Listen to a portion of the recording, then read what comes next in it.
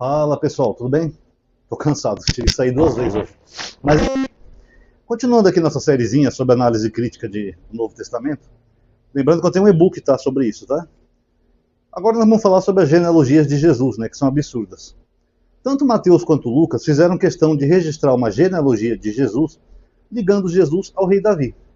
A primeira pergunta que fica é para quê? Se segundo os dois, Jesus é fruto de um nascimento virginal. Então não faz muito sentido, né, pessoal? Se ele nasceu do Espírito Santo, para que eles traçam uma genealogia partindo de José, sendo que José não seria o pai biológico de Jesus, né? Por exemplo, aqui em Mateus 1, ó, no versículo 16, ele fala: Jacó gerou José, o esposo de Maria, do qual nasceu Jesus, chamado Cristo. Vamos ver logo agora aqui Lucas 3. Lucas 3, versículo 23. Ao iniciar o ministério, Jesus tinha mais ou menos 30 anos e era, conforme se supunha, você vê que ele ainda coloca aqui conforme se supunha, filho de José, filho de Eli. Então, José era filho de Eli, como diz Lucas, ou José era filho de Jacó, como diz Mateus? Já está errado isso daí. E os dois partem de filhos de Salomão diferente. Aqui na genealogia de Mateus ele fala assim, ó: Davi gerou Salomão, daquela que foi a mulher Urias. Salomão gerou Roboão e assim por diante. Já Lucas não. Lucas parte de outro filho de Salomão. Vamos achar aqui. A genealogia de Lucas é enorme. Aqui ele fala assim, ó: filho de Simeão, no versículo 30, filho de Judá, filho de José, filho de Jonã, filho de Eliaquim, filho de Meleia, Mená, Matatá, filho de Natã, filho de Davi.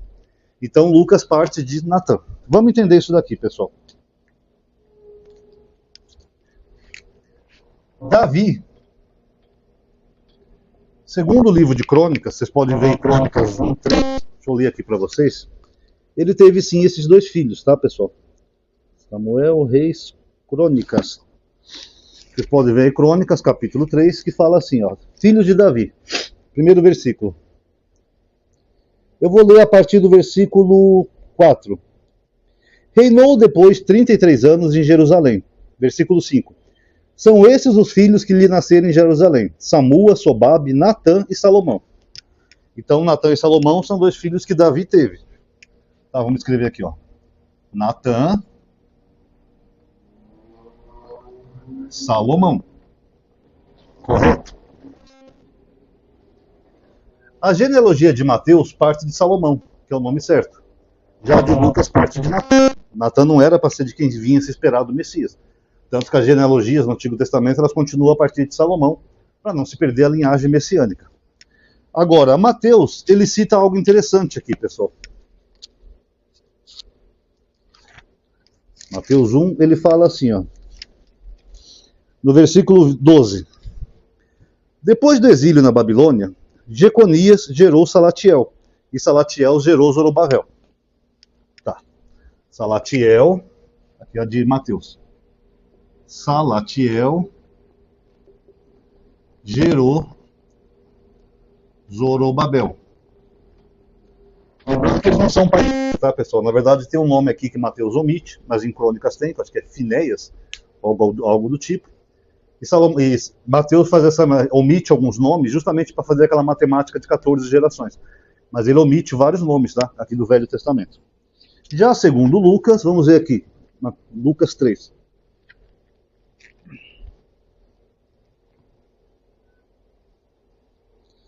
Lucas 3, versículo 27.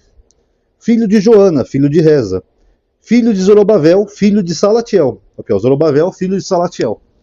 Então, segundo Lucas, foi esse Natã que foi gerando filhos até chegar em Salatiel, que gerou Zorobabel. Aí eu pergunto, pessoal, como é possível isso? Dois irmãos diferentes, casaram com mulheres diferentes, tiveram linhagens diferentes. Como que os dois poderiam ter filhos que gerou Salatiel, que gerou Zorobabel? É possível isso? Isso já mostra, pessoal, que essa genealogia aqui de Lucas ela é completamente errada e absurda.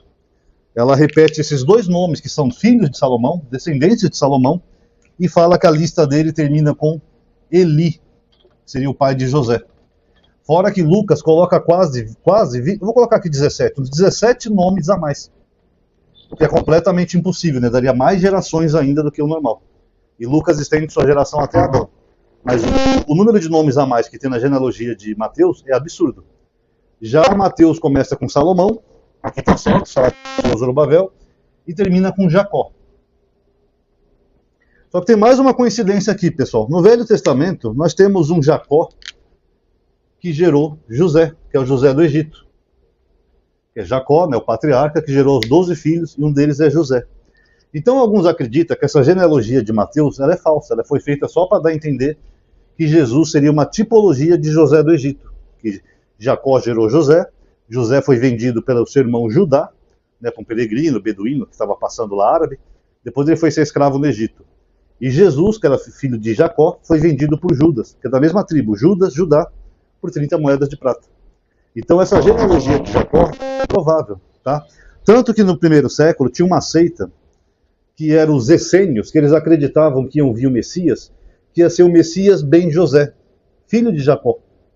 Esse Ben Yosef, né, em hebraico, era a esperança que eles tinham de vir o Messias, porque eles achavam que o Messias que ia vir, ele ia ser um filho de Jacó, que nem a história lá do patriarca, que Jacó gerou os 12 filhos e José era o favorito dele que foi vendido. Então é mais ou menos assim que eles esperavam. Então talvez Mateus colocou esse nome aqui para fazer essa tipologia. Talvez até para convencer outros grupos a seguir Jesus. Olha, esse é o Messias esperado, que é o filho de José, filho de Jacó. É uma hipótese, tá? E tem mais um probleminha aqui na genealogia de Mateus, pessoal. A de Lucas nós já vimos que é absurdo, é falsa. Lucas tem nomes que se repetem na genealogia, tá? Eu não vou conseguir mostrar aqui de cabeça para vocês, mas ele repete vários nomes aqui em sequência que não tem nada a ver, tá? Aqui, como a lista é grande, eu não vou conseguir achar de cabeça, mas quem quiser, eu tenho um e-book onde eu discrimino e mostro os nomes que Lucas repete, tá? Já aqui em Mateus, pessoal, ele fala o seguinte. Esse mesmo versículo que eu li para vocês, fala assim, só que eu vou ler a partir do versículo 11. Josias gerou Jeconias e seus irmãos, por ocasião do exílio da Babilônia.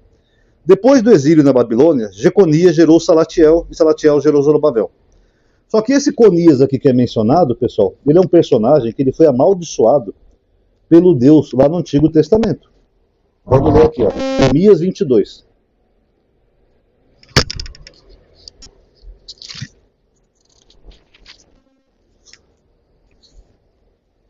Aqui ele está falando ó, contra Joaquim ou Jeconias, é o mesmo personagem. Versículo 28 de Jeremias 22. É porventura vaso sem valor quebrado, esse homem, esse Conias, ou utensílio que ninguém quer? Porque foram expulsos ele e sua raça, lançados numa terra que eles não conheciam, que é a Babilônia. Terra, terra, terra, escuta a palavra do Senhor. Assim disse Deus, inscreverei esse homem, que é Conias, sem filhos, alguém que não teve sucesso nos seus dias, porque ninguém de sua raça conseguirá sentar-se no trono de Davi e governar de novo em Judá. Então esse personagem que aparece nessa genealogia, pessoal, de Jesus, eu vou colocar só Conias, tá? Que é Jeconias, mas dá no mesmo. Ou para quem quiser, vai Jeconias, pronto. Deus falou que ele não teria filhos, não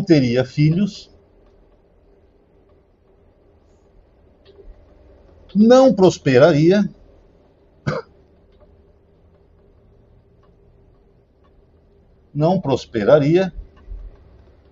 e nenhum descendente reinaria em Judá. Aqui nós temos alguns probleminhas aqui com essa profecia, pessoal. Porque como é que alguém que não vai ter filhos, nenhum dos seus filhos reinaria em Judá? Então aqui é uma contradiçãozinha de Deus, pessoal. Então aqui é uma contradiçãozinha de Deus, porque como é que ele fala que o cara não vai ter filho? Ah, mas nenhum dos seus filhos vai ser rei em Judá. Nenhum descendente, no caso. Então aí Deus está se contradizendo. Na verdade, pessoal, a tradição judaica entende que a maldição foi retirada. Ele teve filhos, tanto que ele gerou Salatiel e Zorobabel, né? Apesar de ser avô e neto. Ele prosperou no final dos dias, que ele teve um lugar de honra lá na Babilônia, e um descendente dele governou em Judá, que foi o próprio Zorobabel. Tanto que a Bíblia de Jerusalém, ela comenta aqui, ó, letrinha E. Deixa eu ver, não, letrinha, não é letrinha E não, perdão. É a letrinha C. De fato, Zorobabel, neto de Joaquim, foi apenas governador de Judá depois da volta do exílio. Então Zorobabel, sim, ele foi governador de Judá, mas ele não foi rei, tá? Inclusive Zorobabel parece que preenche os requisitos messiânicos. Aí nós vamos entrar num paradoxo muito grande. Porque os judeus dizem que, na verdade, o Messias tinha que vir a partir de Conias, de um irmão dele, de uma outra descendência, porque ele foi amaldiçoado por Deus. É assim que o judaísmo entende. Então a genealogia messiânica pulou Conias e foi contada a partir do irmão dele. Mas só que Zorobabel, que nós temos aqui, ele preenche os requisitos messiânicos. Tá? Eu já fiz um vídeo sobre isso no outro canal. Não sei se for o caso, quiserem, eu faço aqui também. E Zorobabel foi governador de Judá. Então isso demonstra que se a genealogia tinha que vir do irmão de Conias, então tem que tirar isso aqui da genealogia, Salatiel e Zorobabel. Porque eles deram continuidade, inclusive em crônicas, à genealogia. E Zorobabel foi governador de Judá. Então a genealogia deveria ser do irmão dele, então isso aqui não era nem para estar na Bíblia. Porque eles dão continuidade àquela família messiânica, né, de Davi. Zorobabel governou em Judá, foi um bom rei, reconstruiu o templo, conseguiu permissão lá de Ciro, rei da Pérsia, então praticamente ele cumpriu as profecias messiânicas. E se Zorobabel se encaixa nas profecias messiânicas, eu sei que pode ter algum judeu me vendo, mas eu já tenho vídeo sobre isso, tá? Explicando detalhadamente.